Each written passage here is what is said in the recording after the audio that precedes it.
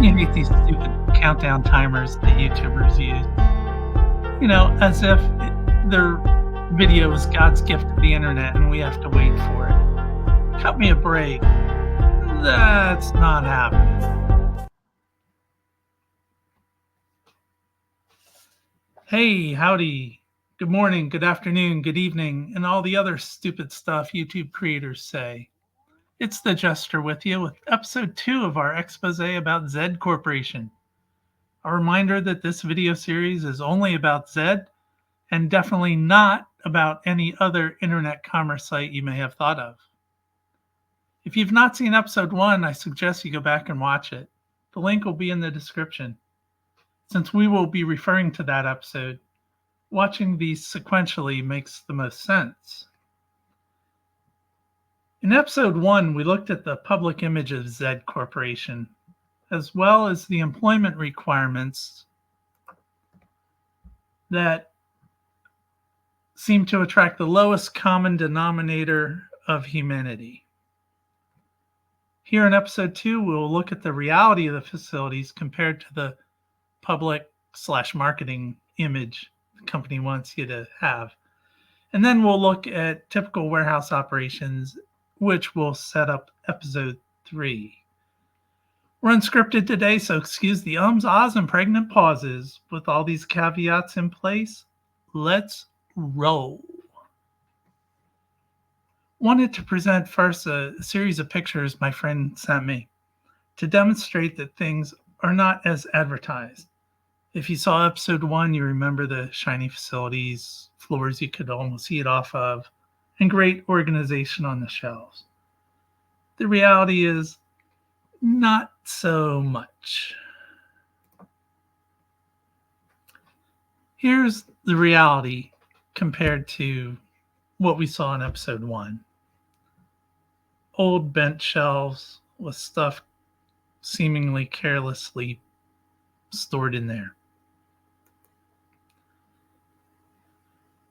Again, lack of organization, dirty floors, trash on the floor.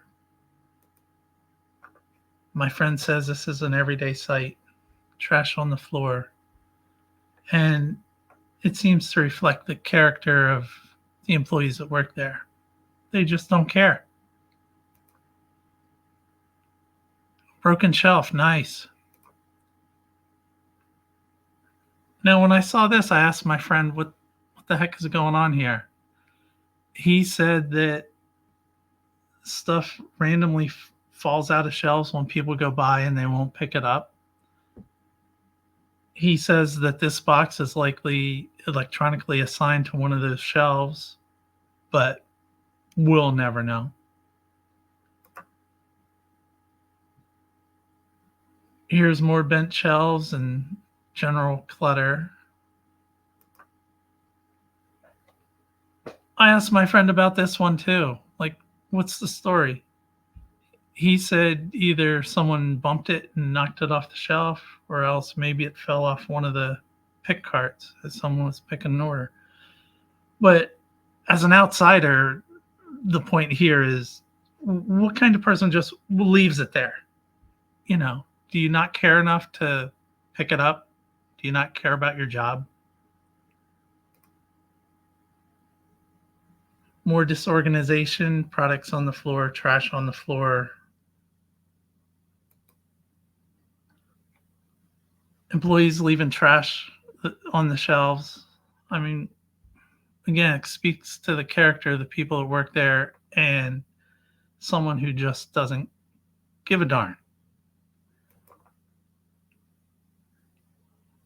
Now, as an outsider, it looks to me like a safety hazard here. If you're reaching up to get that box, it's probably going to fall on your head if the way it is. Again, where's those shiny floors that you can almost eat off of? And where's the organization on the shelves? And on it goes with the disorganization and stuff on the floor. I couldn't believe it when he sent me these. Yeah, like that's not gonna hit a cart going down the aisle. More stuff sticking out of the shelves. More disorganization. Again, as an outsider, this tells me someone doesn't care about putting stuff on the shelf. They just throw it on there.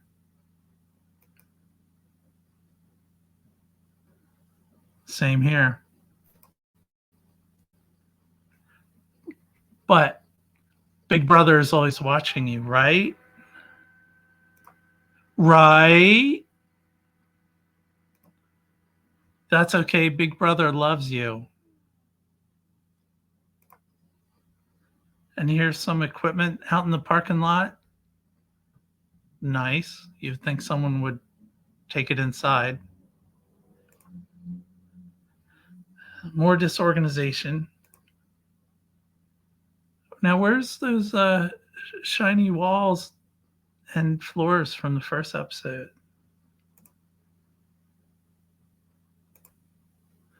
Okay, you're paying attention. This is the retention edit. Yeah, deal with it. To appreciate the next episode, we need to talk a little bit about warehouse operations. I spent several hours interviewing my friend just on this topic to get the general overview. He says that Zed warehouse operations can generally be divided into three parts: inbound, outbound, and quality control. I had to hold myself back on that one. He says all three areas use hand scanners, which seems to be the most essential tool used. So let's take a look. Inbound obviously is where the trucks are unloaded, items are unpacked, and scanned to portable storage containers. These containers full of products will later be used by the shelf stockers, which is the last step in the process of inbound. The next area is outbound. This area consists of order pickers, order packers, package sorters, and drivers. And here we see some pick carts. And Peter Piper picked a peck of pickled peppers, but he couldn't find it on the shelves. Are you still with me? Yeah, that's another retention edit. As we cover these areas, keep in mind that this is just a general description. Within each area are a variety of job tasks for that area, which my friend didn't go into detail with me.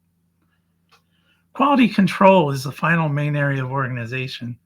Their role is to count items on the shelves, checking inventory totals, and ensuring that items are on the shelf that the computer says they should be on.